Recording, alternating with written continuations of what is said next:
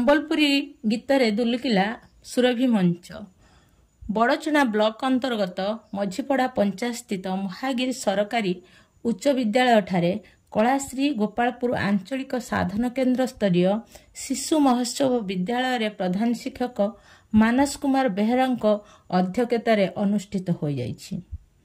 ଏହି କାର୍ଯ୍ୟକ୍ରମରେ ମୁଖ୍ୟ ଅତିଥି ଭାବେ ଉମାକାନ୍ତ ବଳ, ମୁଖ୍ୟ ବକ୍ତା ଭାବେ ଶିକ୍ଷାବିତ୍ତି ତଥା ସଙ୍ଗୀତଜ୍ଞ ବଟକୃଷ୍ଣ ସ୍ୱାଇଁ, ସମ୍ମାନିତ ଅତିଥି ଭାବେ ମଝିପଡ଼ା ସରପଞ୍ଚ ଶୋଭା ବଜ୍ରକବାଟ ପ୍ରମୁଖ ଯୋଗ ଦେଇଥିଲେ।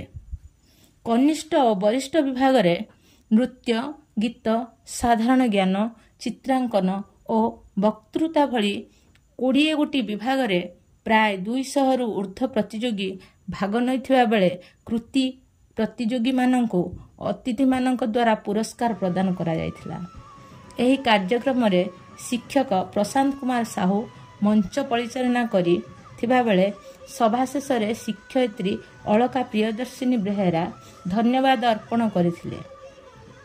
ଏହି କାର୍ଯ୍ୟକ୍ରମରେ କଳାଶ୍ରୀ ଗୋପାଳପୁର ଆଞ୍ଚଳିକ ସାଧନ କେନ୍ଦ୍ର ସଂଯୋଜକ କୈଳାସ ଚନ୍ଦ୍ର ଖଣ୍ଡାଇ ଉପସ୍ଥିତ ରହି କାର୍ଯ୍ୟକ୍ରମ ତଦାରଖ କରିଥିବା ବେଳେ ଶିକ୍ଷକ ବିଚିତ୍ରାନନ୍ଦ ରାୟ, ଜ୍ୟୋତିଶଙ୍କର ସ୍ୱାଇଁ, ବିଜୟ ଦାସ, ପ୍ରଦୀପ୍ତ କୁମାର ଶତପଥୀ, ଭାରତ ଭୂଷଣ ଜେନା, ଚିନ୍ମୟ ସିଂ, ବସନ୍ତରାଜ ସାମଲ, ହିମାଂଶୁ ସାମନ୍ତରାୟ ଓ ଗୀତାରାଣୀ ରାୟ, ଶୁଭଲକ୍ଷ୍ମୀ ବେହେରା, ଶିବପ୍ରସାଦ ମହାନ୍ତି, ଅଭିଲିପ୍ସା କବି, ଲୋକନାଥ ସେନାପତି, ରିତୁ ମାହେଶ୍ୱରୀ ସେଠୀଙ୍କ ସମେତ ବିଦ୍ୟାଳୟକୁ ଆସିଥିବା ସମସ୍ତ ଅତିଥି ଶିକ୍ଷକମାନେ କାର୍ଯ୍ୟକ୍ରମ ପରିଚାଳନାରେ ସାହାଯ୍ୟ ଓ ସହଯୋଗ କରିଥିଲେ।